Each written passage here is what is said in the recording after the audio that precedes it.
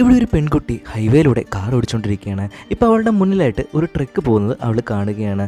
അവൾ അതിൻ്റെ പുറകിൽ ഒന്നും നോക്കാതെ ഓവർടേക്ക് ചെയ്ത് പോകുന്നുണ്ട്. ഓവർടേക്ക് ചെയ്ത അടുത്ത നിമിഷം ആ ട്രക്ക് വലിയ ഹോണോടുകൂടി മുഴക്കിക്കൊണ്ട് നേരെ അവളെ ഓവർടേക്ക് ചെയ്ത് ഫ്രണ്ടിൽ വരികയാണ്. എന്നിട്ട് അത് പിന്നെയും പതിയെ പോവുകയാണ്.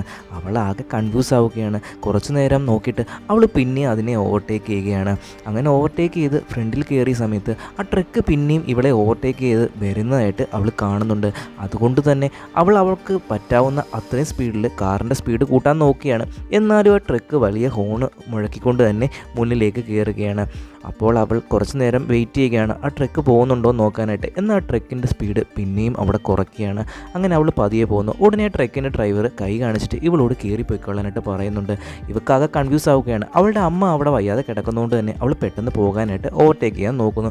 എന്നാൽ ട്രക്ക് അപ്പോൾ സ്പീഡ് കൂട്ടുകയാണ്. ഇപ്പോൾ ഓപ്പോസിറ്റിൽ നിന്നും ഒരു വണ്ടി വരുന്നത് കണ്ട് ഇവളാകെ ടെൻഷനാവുന്നു. അങ്ങനെ ആ വണ്ടി ഒതുക്കുന്നുണ്ട്. ഇപ്പോൾ എന്തോ പന്തികേട് തോന്നിയ അവൾ ഇനി ആ വണ്ടി പോയിട്ട് പോകാമെന്ന് പറഞ്ഞ് അവളുടെ വണ്ടി സൈഡിൽ ഒതുക്കുകയാണ്. അങ്ങനെ അവളൊരു 10-20 മിനിറ്റ് അവിടെ വെയിറ്റ് ചെയ്തതിന് ശേഷം പിന്നെ ഹൈവേയിലേക്ക് കയറുകയാണ്.